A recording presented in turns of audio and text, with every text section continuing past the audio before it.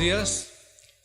Muchísimas gracias a la Universidad Nacional por la invitación a participar en este importante congreso con la presentación del trabajo que hemos venido adelantando en la Corporación PBA alrededor de la transformación de los territorios rurales basados en el protagonismo de las comunidades rurales.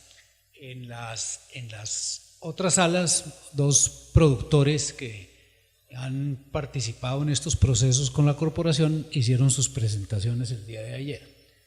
Bueno, primero brevemente sobre la corporación. Es una entidad sin ánimo de lucro que busca contribuir al mejoramiento de la calidad, del nivel, la calidad de vida de los pequeños productores y de las comunidades rurales y a la superación de la pobreza con base en el acompañamiento a procesos participativos de innovación de esas comunidades que tiendan a lograr su desarrollo sostenible y pacífico y la preservación del medio ambiente. La corporación nació en 1997 en 4 departamentos de la región Caribe. Posteriormente se extendió. Esto dejó de funcionar.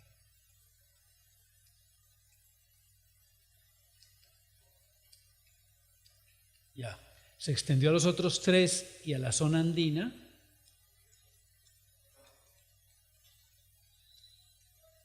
Ha trabajado con cerca de 500 comunidades en 25 departamentos y en la zona rural de Bogotá.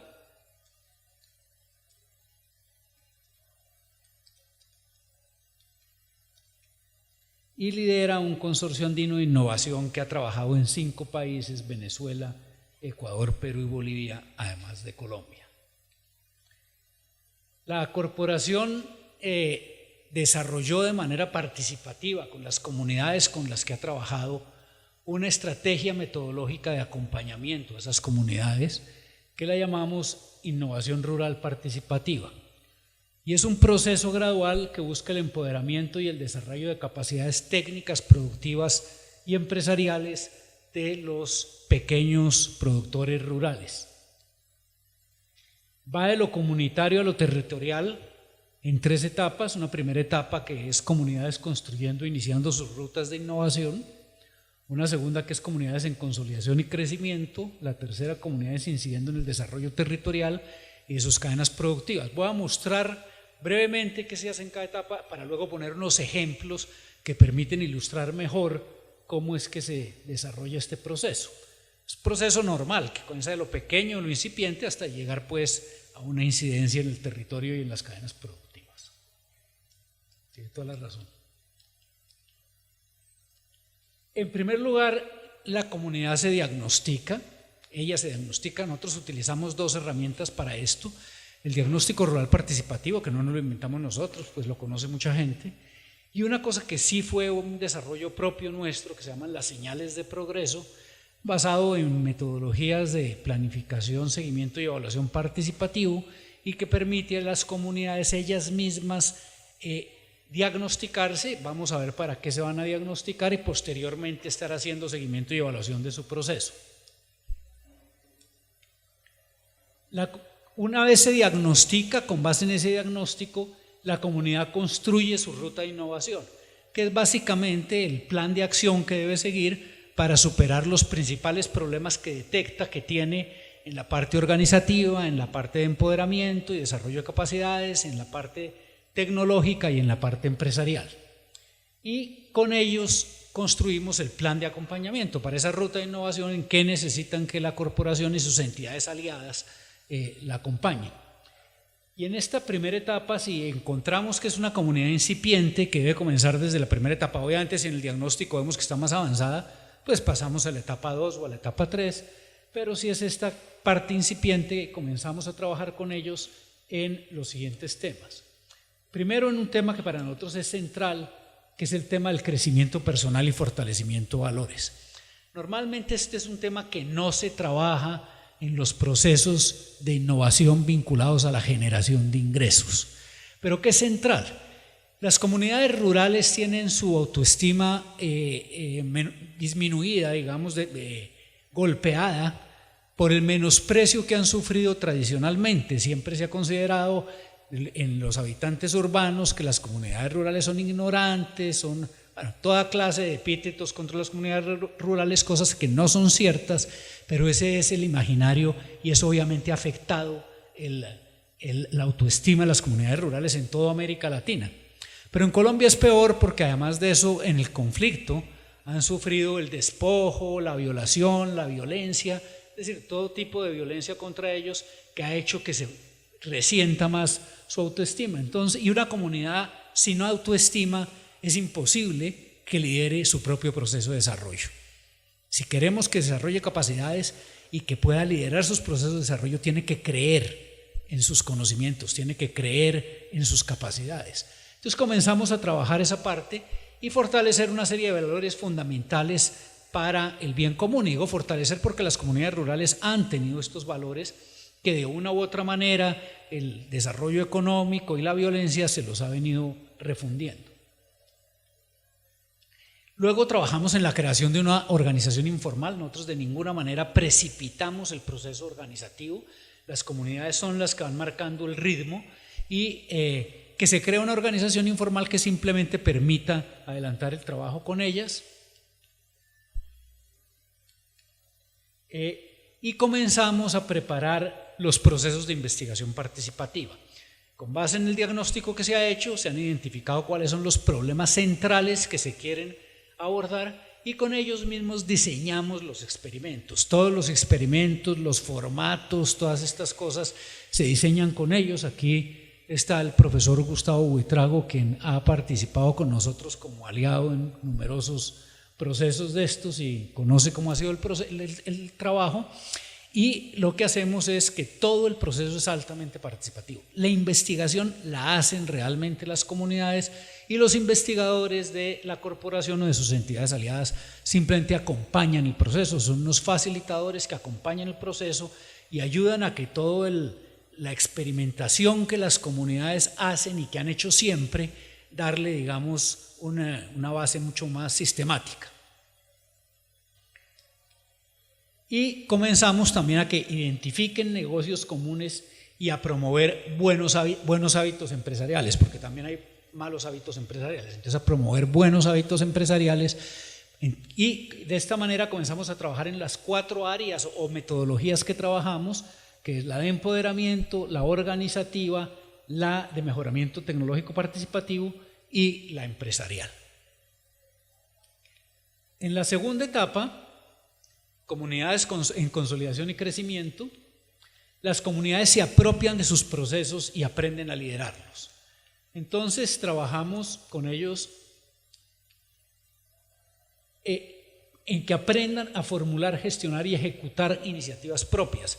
Si los capacitamos en formulación participativa de proyectos y comienzan ellos a desarrollar los proyectos, a gestionarlos y ellos mismos a liderar los procesos de innovación. El director del proyecto es un productor, el comité directivo está compuesto mayoritariamente por productores y con la participación de las entidades de acompañamiento y son los mismos productores entonces quienes lideran sus proyectos de innovación. Y obviamente aprenden a gestionarlos, a todo. Formalizan su organización y aprenden a manejarla y la fortalecen. Y cuando aprenden a manejarla, no es solamente la parte administrativa y presentar las declaraciones de impuestos y todas estas vainas, sino es cómo resolvemos los conflictos internos que se van creando cuando va creciendo la organización, cómo podemos manejar una distribución adecuada del trabajo, cómo garantizamos que el trabajo sea colegiado y que realmente todos participen, etcétera. Desarrollan procesos de investigación participativa para mejorar su tecnología, ya comienzan ellos mismos a hacer los procesos de investigación, repito, con el acompañamiento de los investigadores, digamos, profesionales. Consolidan sus negocios y su visión empresarial y construyen participativamente sus planes de negocios. Los planes de negocios no se los hacemos nosotros. Ellos aprenden a formular sus planes de negocios y una cosa que es central es que el negocio va cambiando, el entorno va cambiando. Si ellos no aprenden a formularlo cada vez que hay un cambio en el entorno van a tener que llamarnos o si no se van a quebrar. Entonces, cuando aprenden ellos mismos a formular sus planes de negocios pueden estar ajustándolos permanentemente. Para esto hay un tema central que desde hace rato hemos venido trabajando con las comunidades que es que aprendan a manejar y manejen con frecuencia el Internet. Si quieren manejar sus negocios, tienen que investigar el mercado, y el mercado se investiga, es Internet, etcétera. Entonces, trabajamos mucho eso. Después voy a poner ejemplos de lo que hacemos con ellos en Internet. Bueno, la tercera etapa y última etapa de nuestro proceso es comunidades incidiendo en el desarrollo territorial y en sus cadenas productivas o de valor. Las comunidades y las organizaciones que ya adquieren reconocimiento local comienzan a llamarlas para que ayuden en otra serie de cosas, y entonces comienzan a incidir en el desarrollo del territorio y de sus cadenas de valor. Entonces lo que hacemos aquí es que trabajamos con ellas en que varias organizaciones de un mismo territorio juntas construyan alianzas y comiencen a conformar sistemas territoriales de innovación o a participar activamente en programas de desarrollo rural con enfoque territorial, sean los PEDET que ha dicho el gobierno o los programas de desarrollo rural integral con enfoque territorial que en muchas regiones se han venido trabajando.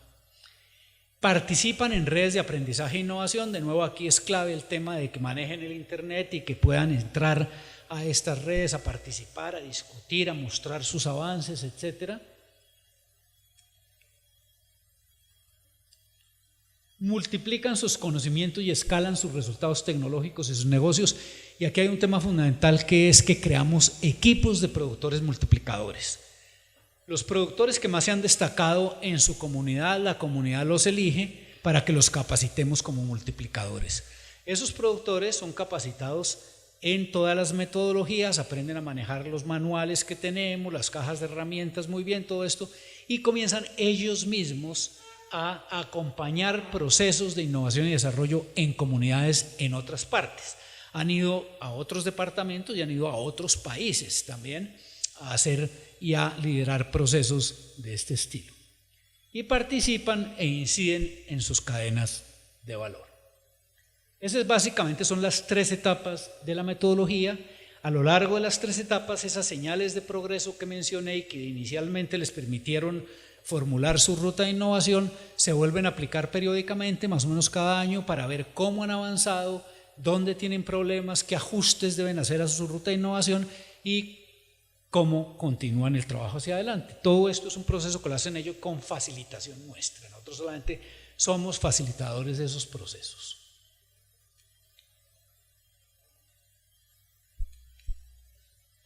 Voy a mencionar brevemente qué son los programas de desarrollo rural y los sistemas territoriales que dije ya, y después voy a poner ejemplos. Los programas de desarrollo rural integral con enfoque territorial buscan el desarrollo y la transformación productiva, social e institucional de los territorios rurales. Son una carta de navegación de la sociedad territorial construida con la amplia participación de todos sus pobladores, teniendo en cuenta sus intereses y prioridades. En la misión para la transformación del campo desarrollamos todo un capítulo sobre este tema de estos programas, y el desarrollo rural participativo con enfoque territorial fue uno de los 3 principios básicos de la misión para la transformación del campo. Y los sistemas territoriales de innovación son un espacio de articulación de los pobladores de un territorio para trabajar conjuntamente en el mejoramiento de la rentabilidad y competitividad de sus sistemas productivos. Mientras en los primeros no solo se trabaja en la parte de generación de ingresos, sino en infraestructura, salud, educación, cultura, etcétera, en los segundos están concentrados en la parte de generación de ingresos y todo lo que es generación de ingresos rurales, no solamente lo agropecuario, turismo rural, artesanías, lo que sea, los distintos temas. La ventaja de que las comunidades sean protagonistas en la construcción de estos sistemas territoriales y de estos programas es que van a hacer que sus intereses se tengan en cuenta. Porque lo que ha pasado muchas veces, incluso en procesos participativos, es que si no entran las comunidades más pobres y vulnerables, que están invisibilizadas, quedan por fuera, sus intereses no son tenidos en cuenta y son otros actores del territorio los que acaban imponiendo sus intereses. Aquí de lo que se trata es que ellos defiendan sus intereses y obviamente se reflejen en estos programas y en estos sistemas los intereses de los distintos actores, pero que los de ellos tengan un papel muy importante. Por eso es muy importante el proceso anterior de generar esas capacidades para que interactúen las comunidades pobres y vulnerables de igual a igual con todos los demás actores del territorio. Bueno, vamos a poner un ejemplo. Este primer ejemplo es un ejemplo en el que hubo una participación muy importante del Instituto de Biotecnología de la Universidad Nacional, de Gustavo y otros miembros de su equipo, que fue el tema de la cadena del ñame. Cuando nosotros comenzamos a trabajar a fines de los 90 en la zona productora de ñame, principalmente en Montes de María, que era la principal productora de ñame colombiana, el cultivo estaba en crisis. Había crisis sanitaria por la antracnosis fundamentalmente, aunque había otras enfermedades. Las organizaciones estaban terriblemente debilitadas, fundamentalmente por el conflicto. Montes de María había tenido organizaciones sólidas, pero en el conflicto las habían destruido. Y Colombia había pasado de ser exportador de ñame a ser importador de ñame. Entonces comenzamos a trabajar primero en el tema de recuperación de la autoestima y crecimiento personal, absolutamente vital, y con trabajo con profesionales del área social, cosas lúdicas y todo esto, se comenzó a trabajar en ese tema. Posteriormente se comenzaron a crear las primeras organizaciones informales, que los mismos productores les pusieron el nombre de grupos participativos locales y así quedaron bautizados. Ahora siempre los llamamos grupos participativos locales. Se crearon estas primeras organizaciones y comenzamos a formular los primeros proyectos de investigación en que participaron estos grupos participativos locales, las universidades, básicamente la Nacional, la de Córdoba y la de Sucre, y Corpoica. En esa época, esos proyectos de investigación eran coordinados y dirigidos por los investigadores profesionales de las universidades o de Corpoica. Posteriormente vamos a ver cuándo comienzan los productores ellos mismos a liderarlos. Como el problema de la antracnosis era grave, se comenzó a hacer una colecta participativa de materiales genéticos y un productor de San Jacinto y un investigador de la Universidad de Sucre viajaron a Nigeria, a Liita, a seleccionar variedades resistentes a la antracnosis. Entonces, ahí pueden ver de la parte de las colectas, y aquí en Nigeria, de lo que se trajo, esto se trajo in vitro, las 42 variedades, y comenzamos a trabajar un proceso de mejoramiento genético participativo a través de una cosa que habíamos conocido en un programa en Cuba, que eran las ferias de agrobiodiversidad y fitomejoramiento participativo, en las cuales los productores llegan y miran distintas variedades en distintas fases de desarrollo de esas variedades. No se les ponen nombres, sino un número a cada variedad. Posteriormente los productores escogen cuáles son las que más les gustan, se las llevan para comenzar a investigar, se georreferencia a los sitios donde ellos van a trabajar y se comienza un proceso de investigación en finca de los productores con una coordinación de los investigadores profesionales para comenzar ese proceso de fitomejoramiento participativo.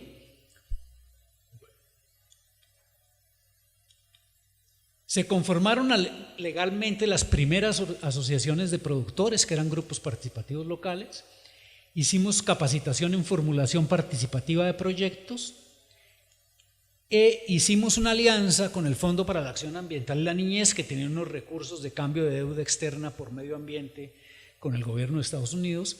Y en esa alianza lo que establecimos es que los productores formulaban los proyectos y ellos mismos los dirigían, obviamente con el acompañamiento de las entidades. Entonces aquí ya comenzaron los mismos productores a formular y dirigir los proyectos de investigación, los formulaban, los presentaban a un comité que teníamos con el fondo, el comité que los evaluaba rigurosamente y los que pasaban se les daba financiación y los recursos los manejaban obviamente los mismos productores. Comenzamos a trabajar mucho en el tema del escalamiento de semillas en viveros de las organizaciones.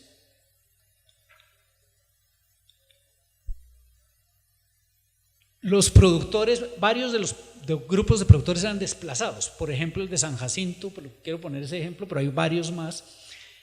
Ellos habían tenido que abandonar sus tierras en la montaña y estaban en el casco urbano, y comenzamos a trabajar con ellos en producción de semilla en viveros, y esto en terrenos prestados. Allá en San Jacinto fue el Instituto Educativo Técnico Agrícola el que les prestó unos terrenos en comodato. Aprendieron también a hacer bioinsumos y comenzaron a vender eso, y con eso compraron un terreno de 25 hectáreas a la entrada de San Jacinto, ya adquirieron su tierra y comenzamos una de las cosas que más nos enorgullece. Bueno, esto es una producción de lombriabono, que fue la creación de los primeros laboratorios de cultivo de tejidos de propiedad de campesinos y manejados por campesinos. Esto es piloto a nivel internacional. Esto, hasta donde sabemos, solo hay en Colombia todavía. Esto lo comenzamos hace unos 5 años tal vez, pero que sepamos solamente en Colombia. Incluso la FAO, cuando conoció esto, decidió hacer un estudio, varios estudios de innovación con agricultores familiares, y el primer caso exitoso que investigó a nivel mundial y que publicó un documento fue el caso de la corporación PBA. Bueno, este laboratorio de cultivo de tejidos, el primero se montó en San Jacinto, se montó otro en la costa y luego se montaron en la región andina, vamos a verlo.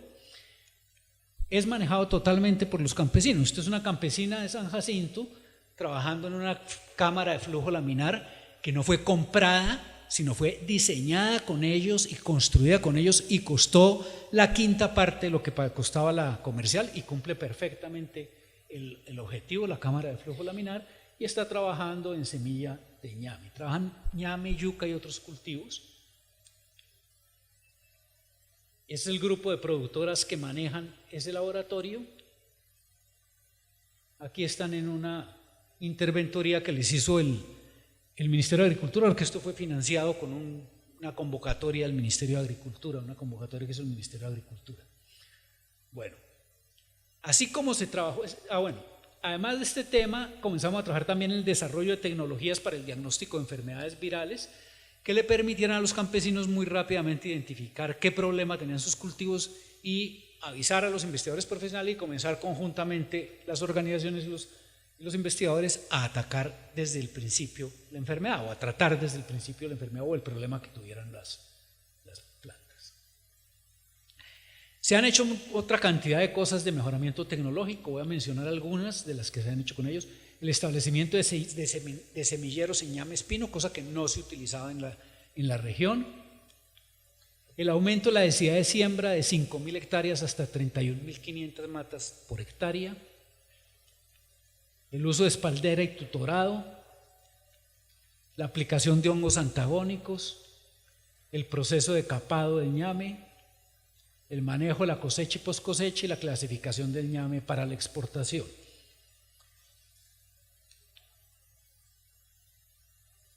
Estas organizaciones de ñame se aprestigiaron en el territorio. Entonces, por primera vez en la región Caribe, y que yo sepa en Colombia, lo que se llamaba Acción Social y el Banco Mundial contrataron a una organización de productores de ñame para que organizara a los productores de otra cadena productiva y los acompañara en su proceso de innovación y desarrollo, que fue a los productores de ajonjolí. Entonces, estos productores de ñame comenzaron a organizar a los productores de ajonjolí. Esos productores de ajonjolí crearon sus organizaciones, construyeron una red, y hoy en día crearon la Federación Nacional de Productores de Ajonjolí, y eso proviene de ese proceso que comenzaron a conformar los productores de ñame de Montes de María. Y ellos conformaron su propia red, la red de productores de ñame, con 26 organizaciones. Hoy también es una federación, es la Federación Nacional de Productores de ñame.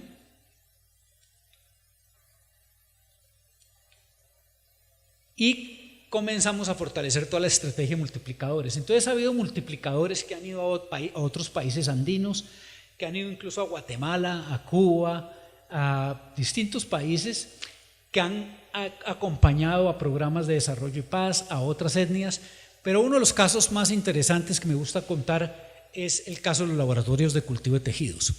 Resulta que los institutos educativos técnicos agrícolas de Montes de María se enteraron y fueron a conocer el laboratorio San Jacinto. Entonces nos dijeron que por qué no les ayudábamos a construir un laboratorio y a capacitar a profesores de los IETAS. Ellos tienen una asociación que se llama ASOIETON, a todos los profesores en el tema de cultivo de tejidos, porque ellos no estaban enseñando nada de estos temas en los IETAS. Entonces presentamos una propuesta a Ecopetrol y a la Embajada del Japón, que no la financiaron, y se construyó en uno de estos IETAS un laboratorio de cultivo de tejidos y se puso a funcionar. El acompañamiento, quien lo hizo todo el tiempo, la construcción y funcionamiento, fue una campesina de San Jacinto que se llama Carmen Julia Rodríguez. Hubo, claro, visitas esporádicas, seguramente Gustavo estuvieron aquí el CIAT, seguramente hubo visitas esporádicas también, pero quien estuvo al frente día a día fue esta productora. Y fue muy interesante cuando fuimos, ya el laboratorio estaba funcionando, cuando fuimos con el embajador del Japón y Ecopetrol a inaugurarlo, el rector del IETA dijo: yo aquí le agradezco pues a la embajada del Japón, a Ecopetrol, la corporación privada, pero a quien más le agradecemos es a la productora multiplicadora Carmen Julia Rodríguez, que fue la que nos enseñó cómo es esto y capacitó a profesores de todos los IETAs en cómo manejar un laboratorio de cultivo de tejidos. Bueno, esos son los multiplicadores. Aquí está un multiplicador utilizando Metaplan, una multiplicadora pues, manejando computador, todos están metidos en ese tema. Y participan en las primeras redes sociales campesinas, el primer Facebook de campesinos en América Latina. Estos datos están ya trazados, si miran la página van a ver más miembros y más videos y cosas.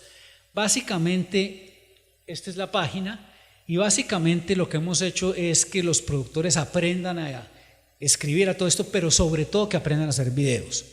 Esto surgió en una visita a Bolivia en que los productores de allá, indígenas, nos dieron: para nosotros es muy difícil ponernos a leer 4 o 5 páginas en español, que no es nuestro idioma, sobre cómo hacer un lombricomposto o cosas por el estilo. Y entonces, ahí lo ponemos. Sí, no se preocupe. Y entonces nos queda muy difícil. Este no es nuestro segundo idioma y todo esto. Y yo vi que todos tenían celular. Entonces les dije: ¿y si hacen videos? Dijeron: listo. Entonces lo que hicimos fue enseñarles mejor cómo utilizar sus celulares para hacer videos, les enseñamos cómo subirlos a la página. Aquí no se alcanza a ver, pero en la página ahí dice, no, aquí se puede pasar. Ahí hay un sitio en YouTube para poder subir los videos, ellos mismos los suben, los videos que hacen. Y bueno, y ahí intercambian. Y hay una red virtual específicamente de la cadena del ñame. Bueno, además de eso, con ellos se trabajó en difusión y escalamiento, se desarrollaron manuales con ellos, cartillas con ellos. Hay un caso muy interesante, un multiplicador que él escribió una cartilla de cómo hacer secado en carpas en yuca, y que se publicó. Esto está el logo también de Ecopetrol porque fue en un convenio con Ecopetrol. Bueno, aprendieron a formular participativamente planes de negocio, se han ganado 2 premios, uno de Destapa Futuro de Bavaria, tienen fondos rotatorios, han mejorado su infraestructura de acopio, ya acopian el ñame de una manera mucho mejor, tienen acuerdos con exportadores y comercializadores, tienen una alianza con AOL de la Fundación Clinton han fortalecido nuevos aliados comerciales, han buscado nuevos negocios y han venido trabajando también en la diversificación, han venido investigando en el tema de post cosecha y transformación en producir hojuelas de ñame y cosas por el estilo. Colombia recuperó la exportación de ñame. No vamos a decir que eso se vio únicamente el trabajo que hicimos nosotros con las organizaciones, mucha gente colaboró, pero sin lugar a dudas ese trabajo de las organizaciones con la corporación y otras entidades contribuyó de manera fundamental a que recuperáramos otra vez el tema de la producción y exportación de ñame, tanto que el año pasado se nos fue la mano y hubo que hacer un ñametón para vender todo ese ñame. Ustedes debieron ver eso en el periódico, que hubo un ñametón en la costa para vender todo el ñame excedente que había. Bueno, el segundo ejemplo que quiero poner es el de sistemas territoriales de innovación. Hay uno que es más avanzado, que es el sistema territorial de la zona costanera de Córdoba y Sucre, pero como Silfredo Fuentes, que es un productor multiplicador que está allá atrás, lo presentó ayer, no voy a presentar ese, sino voy a presentar otro sistema territorial de innovación, que es el sistema territorial de innovación en agrobiodiversidad de la provincia de Márquez. Nosotros comenzamos a trabajar allá en la producción de semilla limpia de papa con grupos de pequeños productores en la región. y se comenzaron a montar con ellos túneles en los cuales ellos propagaban los mini tubérculos que les llegaban o de Corpoica o de la Universidad Nacional. Y ellos propagaban esos mini tubérculos allá.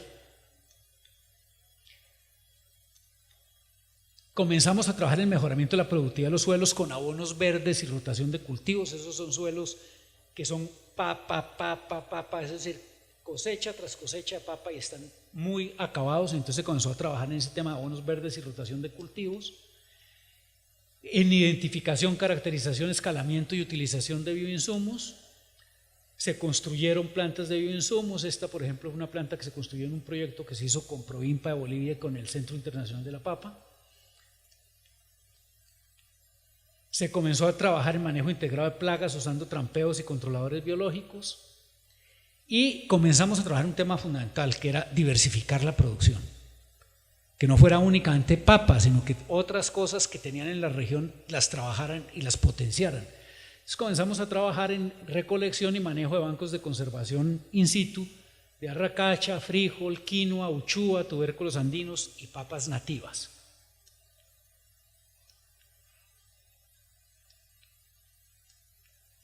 Se investigó en procesos de transformación en arracacha, frijol y tubérculos andinos. Se trabajó en el establecimiento de cercas vivas y sistemas agroforestales, porque no había un árbol ni para un remedio en esos sitios. Entonces era indispensable comenzar a sembrar árboles. Entonces se comenzó a trabajar por lo menos en esa parte. Y luego comenzaron a trabajar conjuntamente 10 organizaciones para construir el sistema territorial de innovación.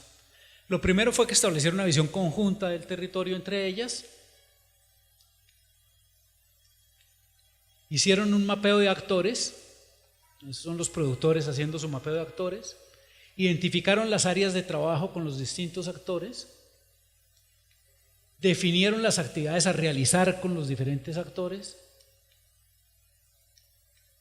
Construyeron su plan de trabajo y priorizaron los sistemas productivos y comenzaron a formular proyectos en este campo. Este es el sistema territorial. En el centro están las organizaciones, la corporación, Copaboy, que es una cooperativa de segundo grado de pequeños productores de papa de Corpoica, Colciencia, La Javeriana, bueno, distintas entidades. Ahí están todas las entidades que en una u otra forma han venido colaborando en ese proceso. ¿Qué comenzaron a hacer luego de la formulación y esto? Comenzaron a hacer giras de intercambio entre ellos. Esto es un productor multiplicador explicándole a otros productores temas de papa. Se hizo el primer festival de agrodiversidad en la provincia de Márquez. Se trabajó en el tema de alfabetización digital. Productores de todas las edades y géneros aprendieron a manejar el computador y se metieron en esto de cabeza. Se hizo alianzas con las instituciones educativas para que los jóvenes comenzaran a meterse también en estos temas y para trabajar temas de procesamiento. Los multiplicadores y comunicadores jugaron un papel clave.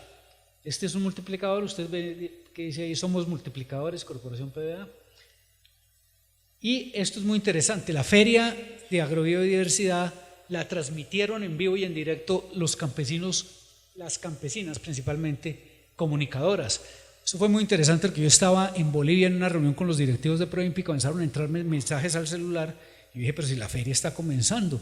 Y cuando comencé a ver, era que estaban transmitiendo en vivo y en directo, que llegó no sé quién a la feria, que va a comenzar, que van a echarle el primer discurso, que no sé qué cosas. Y comencé a mostrarle a los de Bolivia y a los de Proimpa y no podían creer que eso fuera cierto. Bueno, eso es básicamente el proceso que se ha adelantado con estos productores. Hicieron una alianza con el Sistema Territorial de Innovación en Papa y se hizo el primer seminario de innovación participativa en Papa, en el cual fueron ellos, los productores, los que le presentaron a todos los investigadores y a todas las entidades lo que ellos venían haciendo en el proceso de innovación. Este es un productor de Carmen de Carupa contando su experiencia. Y participaron en la construcción del laboratorio de bajo costo del municipio de Carmen de Carupa, uno igual al de San Jacinto o a los de la costa, pero que ha producido semilla de papa y de orquídeas. Han trabajado. Este es el laboratorio, estos son campesinas trabajando en el laboratorio.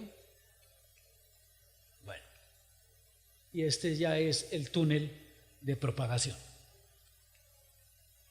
Sacaron su propia marca que la pusieron Agrosostenibles, su nombre pues que le pusieron Agrosostenibles. Comenzaron a buscar nuevos productos para diversificar la oferta. Las papas nativas, hoy en día ustedes pueden ir a varios restaurantes en Bogotá por lo menos y les venden papas como moradas, y varios de esos restaurantes, por ejemplo la Bifería, pone un letrerito que dice que eso es adquirido a campesinos de Boyacá que los están produciendo de manera limpia esas papas nativas. Ahí están unas papas nativas de otro color. Hicieron una alianza con Copaboy para ampliar y buscar nuevos canales. El fomento al consumo con recetarios, hicimos recetarios en quinoa y en tubérculos andinos. Registraron una marca que la llaman de labranza, es de ellos, la administran ellos. Hicieron alianzas comerciales con restaurantes como La Cigal en Bogotá, Abasto La Bodega, Wok, La Bifería. Ese es el caso de La Bifería que les digo, ahí está el letrerito que ponen al lado de las papas. Adecuaron espacios en Bogotá para llegar directamente al consumidor y comenzaron a trabajar un tema que es la ruta agroturística de la papa en el municipio de Venta Quemada para comenzar a meter el tema turístico también. Bueno, han desarrollado proyectos innovadores como el pan de arracacha, los chips de arracacha,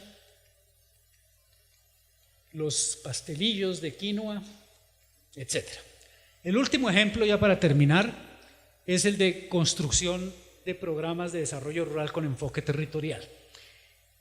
Esto son 3 provincias del departamento de Santander, Vélez, Comunera y Guanentá, que tienen 52 municipios. Es una región con una gran presencia de la agricultura familiar, de las artesanías y de la economía solidaria. Esta es la zona donde ha habido tradicionalmente más cantidad de cooperativas en Colombia. Incluso la compararon en algún artículo que sacaron con Mondragón, con el caso del País Vasco.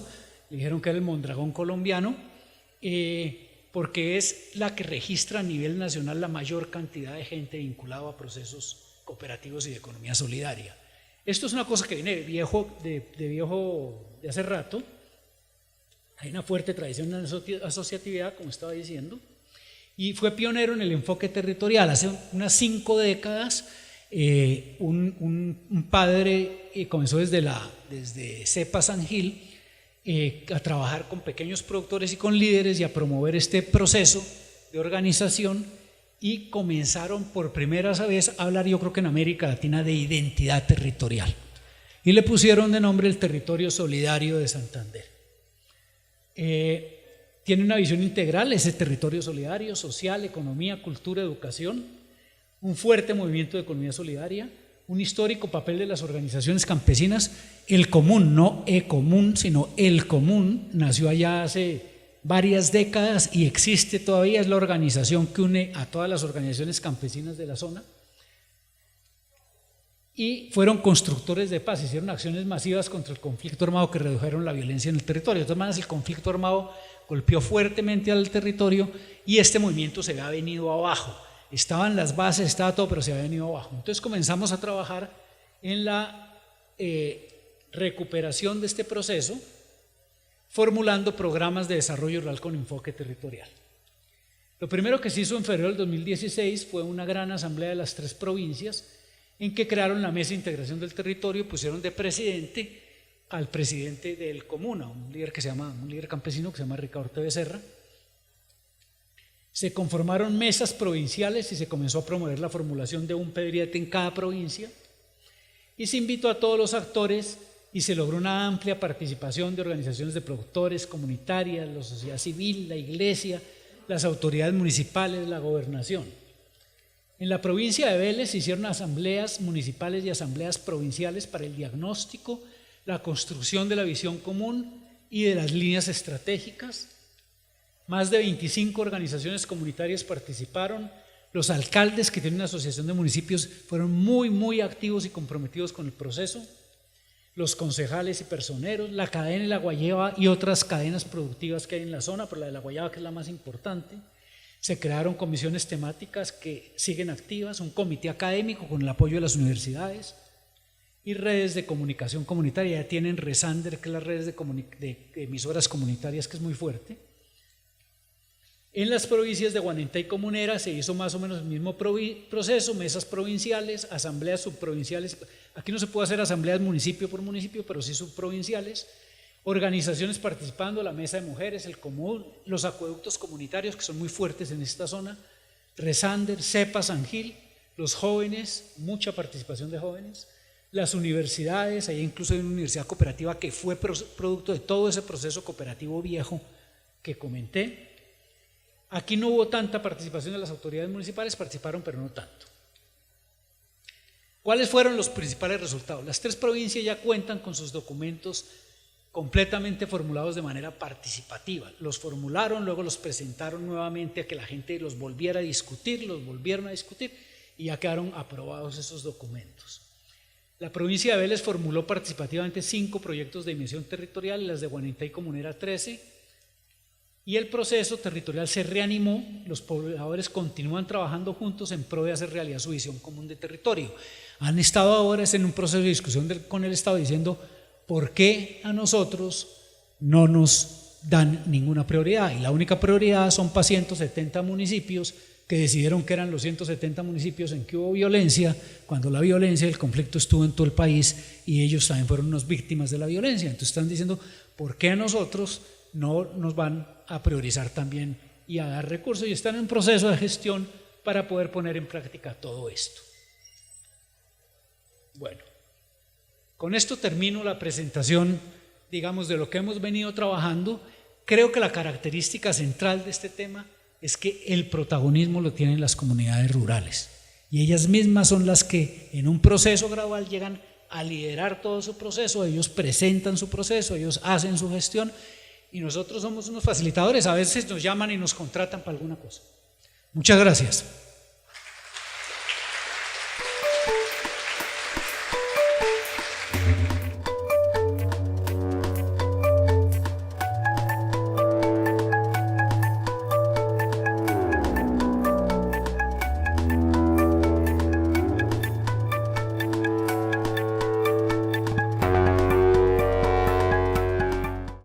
Universidad Nacional de Colombia, proyecto cultural y colectivo de Nación.